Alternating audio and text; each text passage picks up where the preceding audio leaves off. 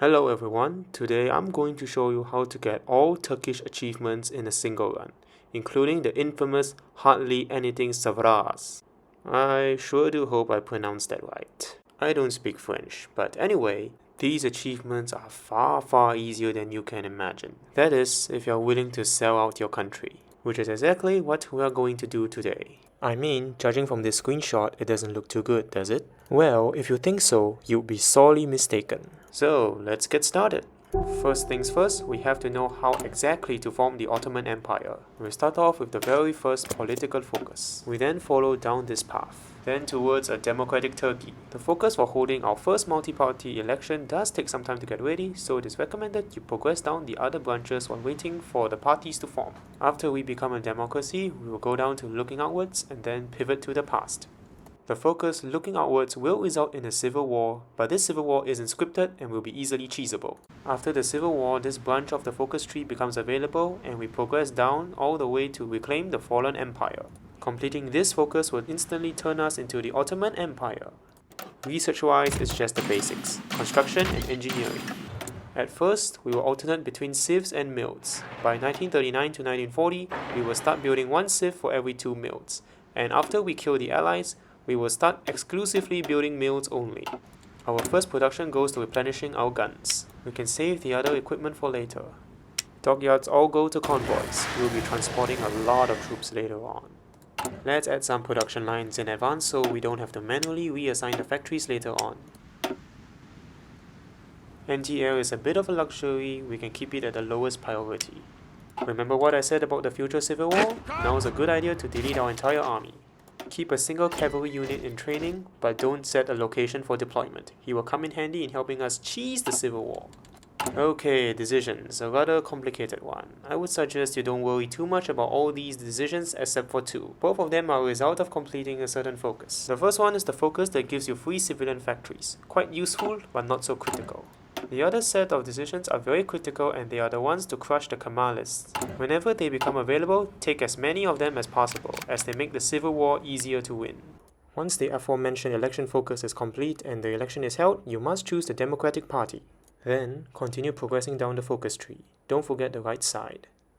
It also wouldn't hurt to start some production of transport planes. Set one factory on them and forget about trading for rubber. By the time World War II comes around, you will definitely have more than enough for your paradrops. Do trade for other resources though.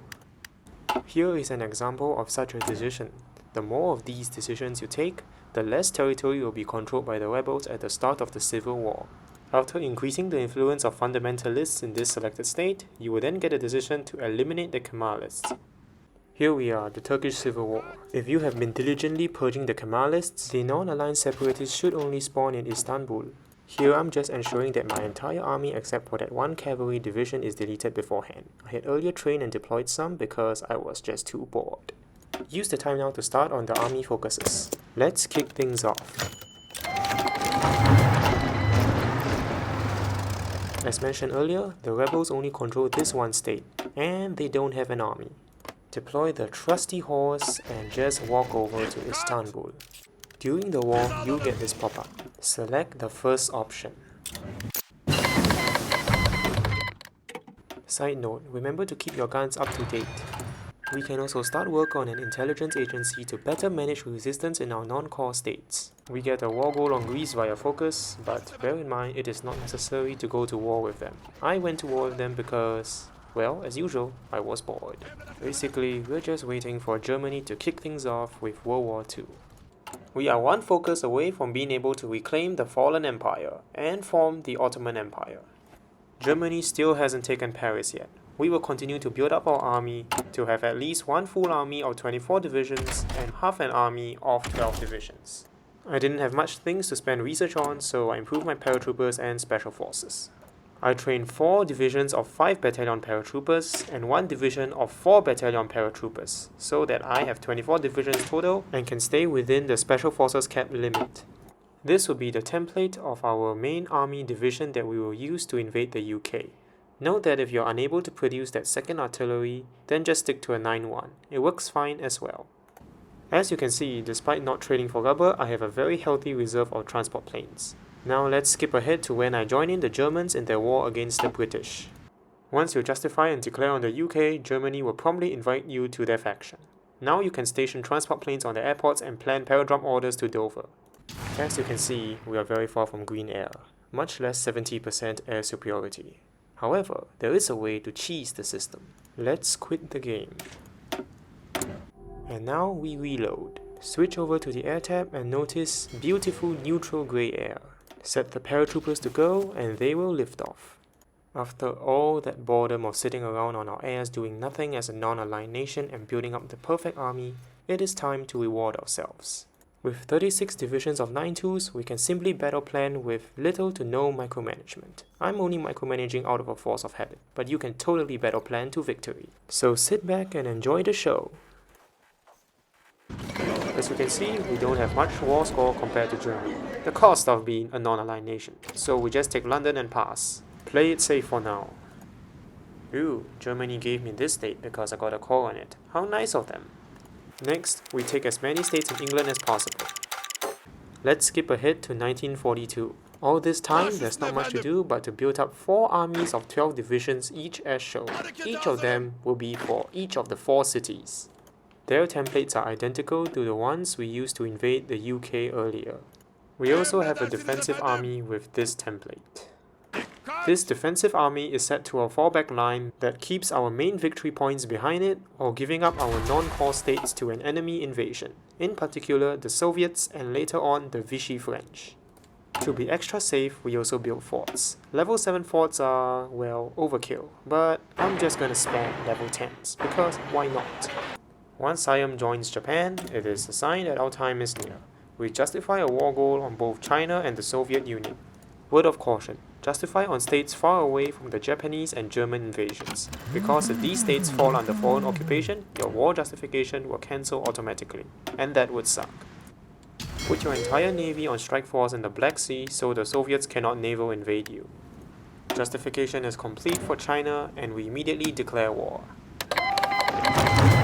Now Japan likes us enough to grant us military access. We sent our Tokyo force to garrison, you guessed it, Tokyo, and let them be shipped over. Don't worry about your convoys being intercepted. China doesn't have a navy. Ooh, that's kinda scary. Too bad they can't reach us.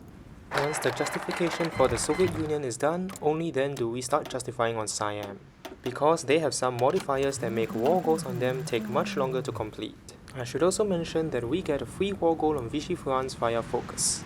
For reference, this focus, the Damascus Diktat, is the one that will demand territories from Vichy France. Most of the time they should refuse, and even if they concede, we can always manually justify on them after justifying on Siam. We must go to war with both Siam and France by 1943. Now it's the Soviets' turn. Remember, you must leave the Axis before declaring war on the Soviet Union. Otherwise, this strategy will not work. Now ask the Axis for military access. When I was in the Axis, I had already ordered my Paris and Rome troops to their garrisons, and they will stay there once military access has been granted. No, just no. Oh, the poor Axis troops are starving. Well, that's none of my business. The reason why we set a fallback line in that area as I earlier shown you is so that the Soviets will end up occupying our non-core states, and by default, the negative modifiers in these states will be set to 0, because we are not in control of them. Germany never garrisons Paris, but it's best to play it safe. Though I have naval supremacy in the Black Sea, the Soviets somehow managed to pull off a naval invasion. Not a problem. Our garrison troops are more than enough to crush them. That's also why it's best to keep some troops in reserve training, so you can force deploy them right next to the invasion.